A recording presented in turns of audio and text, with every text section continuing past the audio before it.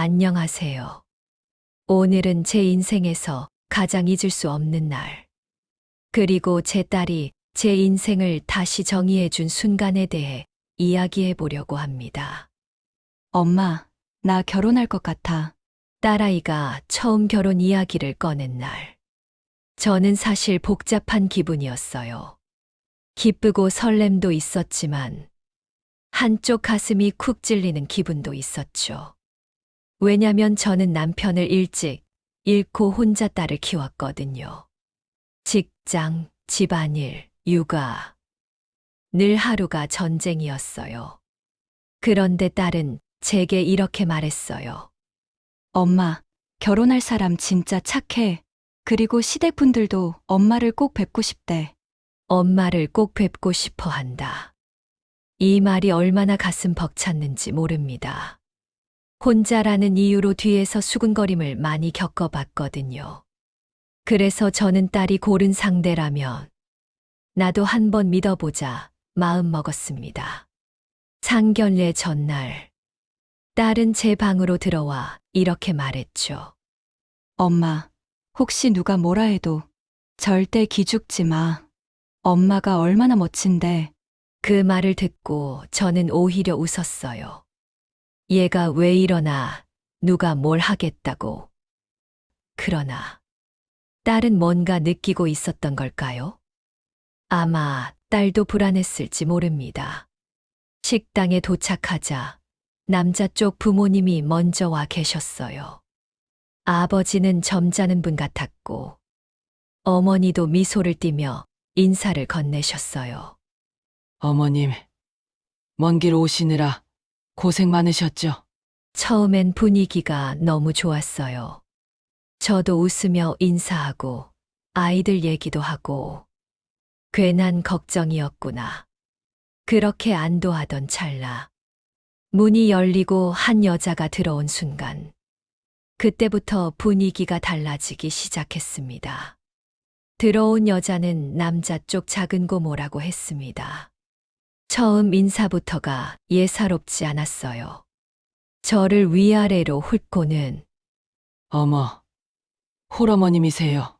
그 말투, 그 표정, 마치 그래서 그렇구나 하는 듯한. 저는 웃으며 넘기려 했습니다. 네, 조금 일찍 남편을 떠나보냈습니다. 그때 작은 고모가 어깨를 으쓱하며 말했죠. 요즘 그런 집 많잖아요. 뭐 어쩔 수 없죠. 그 한마디가 제게는 불가피한 결함처럼 들렸습니다. 그리고 저는 그 자리에서 제 딸이 이런 말을 듣고 있을까봐 걱정됐습니다. 음식이 나오고 대화가 오가는 동안 작은 고모는 계속 말을 섞어왔습니다. 문제는 그 내용이 전부 미묘하게 비수라는 것. 우리 집안은 혼사에 엄격해요. 요즘은 홀어머니인 집안도 이해하려고 하고, 그래도 신랑이 아가씨 많이 좋아하니까. 그리고 결정적인 말. 정상적인 집안이었으면 더 좋았을 텐데. 정상, 비정상. 그 구분을 누가 정한 걸까요? 저는 그 순간 말문이 막혔습니다. 딸은 제 손을 꼭 잡고 있었습니다. 그 손이 미세하게 떨리고 있었어요. 그리고 문제가 된 것이 테이블 위에 놓인 반지였습니다. 남자 쪽이 준비했다며 상자에 넣어 가져왔는데 작은 고모가 반지를 들었다가 혀를 차며 말했습니다. 요즘 맞벌이 부부 예물은 이 정도면 좀 약하죠. 아가씨 내가 형편이 어려우니까. 마치 우리 집에 베풀어주는 듯한 말투. 딸의 손이 순간 움찔했습니다. 저는 얼른 말했습니다. 저희 형편이 어려운 건 아니고요. 그런데 남자 쪽 어머니가 제 말을 끊었어요. 어머님 너무 부담 갖지 마세요.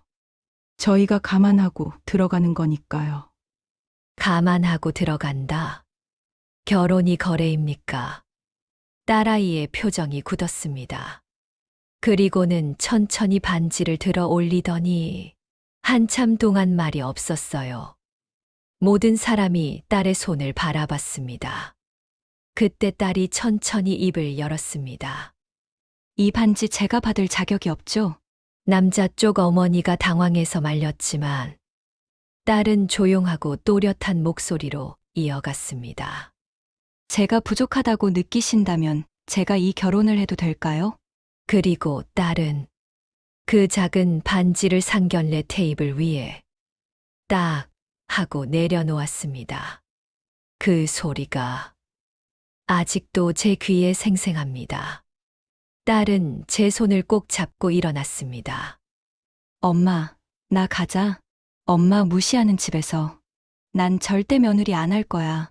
저는 도리어 딸을 말렸습니다. 괜찮아, 결혼이라는 게 감정만으로 하는 게 아니야. 그런데 딸이 울음을 참으며 말했습니다. 엄마, 내가 뭘 잃어도 괜찮아. 근데 엄마를 무시하는 집안과는 가족이 될 수 없어. 그런 결혼, 난 필요 없어. 그리고 우리는 함께 식당을 나왔습니다. 그 사건 이후 남자 쪽에서는 연이어 연락을 해왔습니다. 어머님, 오해가 있었다. 작은 고모가 좀 과했다. 두 아이가 서로 좋아하는데 다시 이야기하자. 그리고 남자는 직접 저한테 전화해서 말했습니다. 어머니, 죄송해요. 제가 정말 잘할게요. 제 가족이 실수한 거예요. 솔직히 마음이 흔들리기도 했습니다. 딸이 정말 그 남자를 좋아했거든요. 제가 쓸데없이 고집을 부려 딸의 인생을 막고 있는 건 아닐까. 하지만 딸은 단호했습니다. 엄마, 결혼은 사랑만으로 하는 거 아니야. 가족이 되어도 괜찮은 사람들과 하는 거야. 그리고 저는 깨달았습니다. 저보다 제 딸이 훨씬 단단해졌다는 걸. 몇 달 후, 딸은 새 직장에 들어가 새로운 삶을 시작했습니다. 가끔 그 전 남자가 연락을 했지만 딸은 더 이상 흔들리지 않았습니다. 엄마, 결혼은 인생의 끝이 아니라 그냥 과정 중 하나일 뿐이야. 난 나랑 내 가족을 존중해주는 사람이랑 결혼할게. 그리고 저는 그 말 한마디에 그동안의 상처가 치유되는 느낌이었어요. 누군가에게 홀어머니라는 말은 그저 정보일 수도 있습니다. 하지만 다른 누군가에게는 평생을 견뎌온 무게입니다. 세상은 아직도 편견이 많지만 딸은 제게 이렇게 말해줬습니다. 엄마가 날 혼자 키운 게 왜 부끄러워? 난 엄마처럼 살고 싶어. 그 말을 듣는 순간 저는 다시 제 인생을 사랑하게 됐습니다. 결혼은 조건도 집안도 겉모습도 아닙니다. 나와 내 가족을 존중해주는 사람과 하는 것. 그리고 그날 상견례장에서 딸이 반지를 내려놓은 건 부끄러운 결정이 아니라 우리 가족의 존엄을 지킨 선택이었습니다.